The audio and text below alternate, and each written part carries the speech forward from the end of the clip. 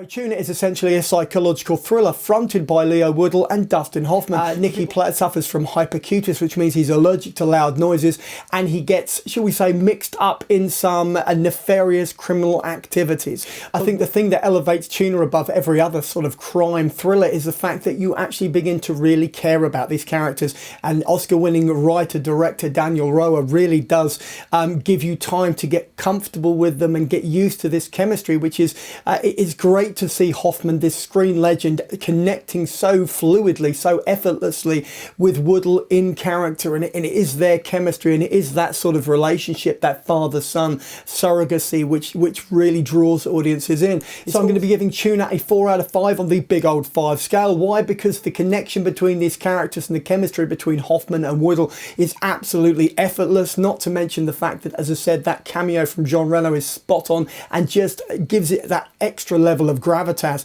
And also there is the fact that there is a threat, there is a villain of this piece, but he is not a two-dimensional cardboard cutout. This is a truly rich and substantial piece of nasty work, not to mention the fact that the love interest element of this also feels quite organic.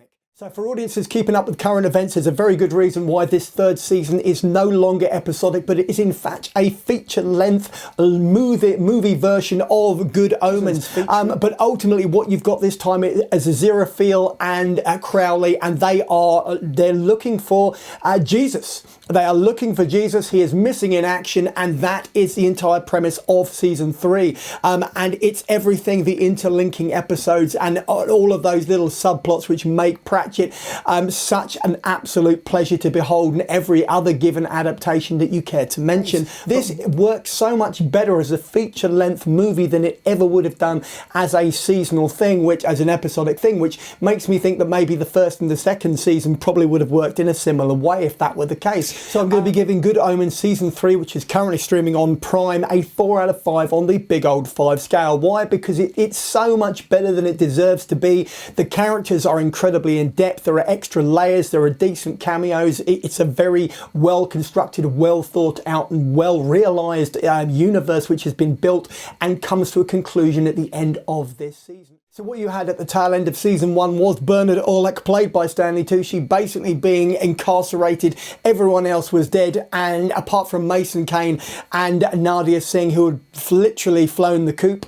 And then what you get in the opening episode of season 2 is a firefight. It establishes Tucci as not only an action sort of star of sorts, but it also introduces Jack Rayner as his sort of, shall we say, younger sidekick, sort of CIA operative adversary, whatever you want to call it. Well, you get the usual combination of slick firefights, decent character-driven moments, and a little bit of slick and super sexy sort of one-on-one close personal time with Mason Kane and Nadia Singh. So I'm going to be giving Citadel season 2 a 4 out of 5 on the big old 5 scale. Why? Because every single member of this ensemble cast delivers, and the new additions really do make the show shine. So something very bad is going to happen. Plays like a Hammer horror anthology show. It feels like an old 60s and 70s horror movie with some psychological thriller vibes thrown in for good measure. It revolves around Nicky and Rachel, who are going off to meet Nicky's parents, the Cunninghams, who live in this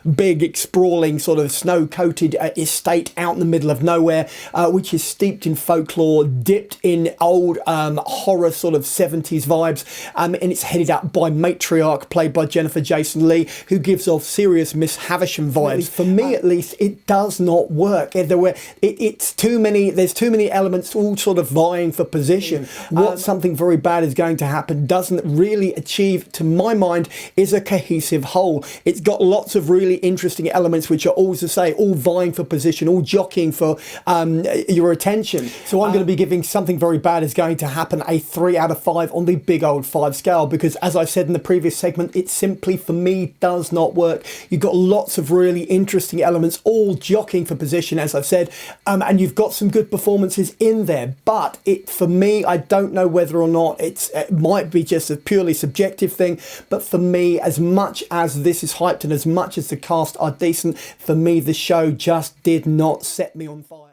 This second season really does hit the ground running, and suddenly all of those character moments that you were turgidly going through in the first season suddenly make sense. Martian, which is Michael Fassbender's character, Jeffrey Rush, Richard Gere, their characters actually make sense. They slot together.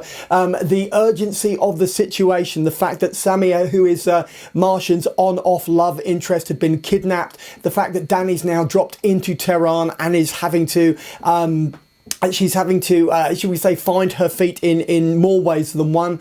It also feels now like the globe-trotting element of the agency really is working, that the exotic locations are actually paying their dues. They're creating ambience, which sort of ties into the cultural undertones of the show as a whole. During the course of season one, it didn't really work. It felt like it was building up to something which ultimately only really happened after about 8 hours of television. So what you get, the benefits you get with season two, is that shorthand, is that familiarity, is that sort of like recognisable, I don't know, almost like a coming home sort of sense with the agency, which maybe that was the idea all along.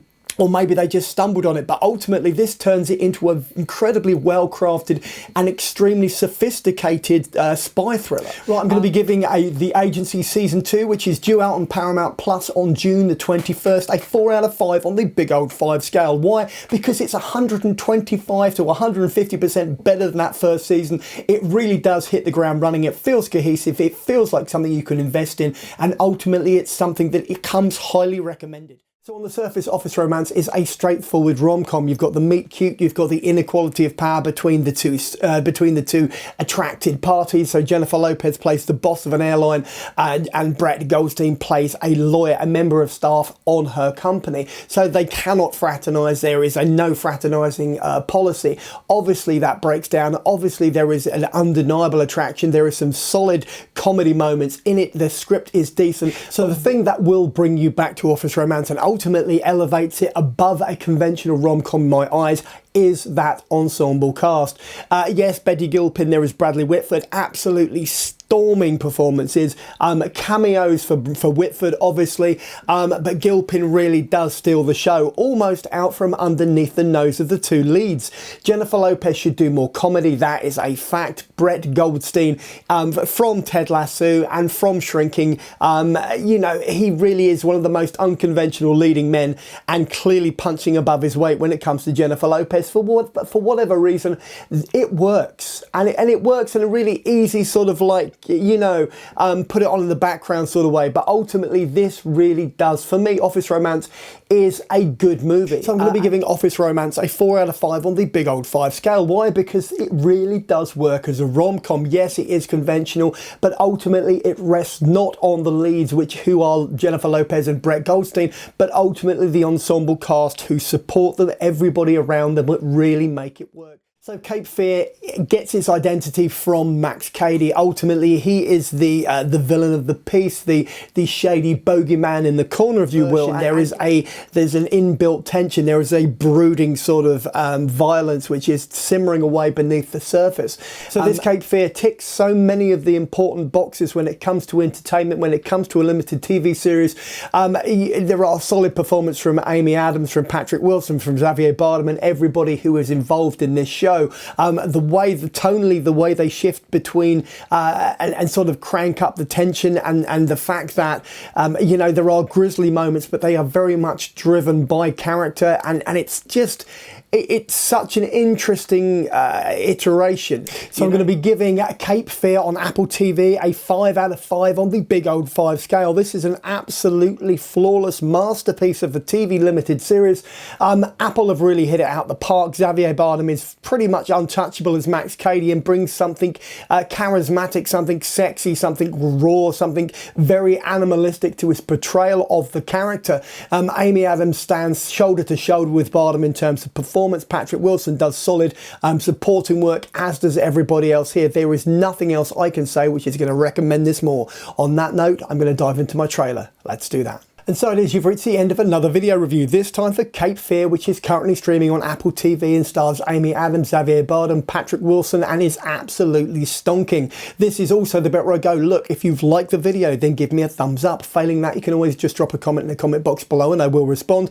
And finally, just subscribe so that every Tuesday and every Saturday when I drop another one of these videos literally into your lap, you'll get a little notification. You can pop in and watch or listen to as much or as little as you'd like, and then go about your day. In the meantime, check out the rest of the channel, or maybe track me down on TikTok at MC_Reel_Reviews. That's MC_Reel, REEL_Reviews. See you there.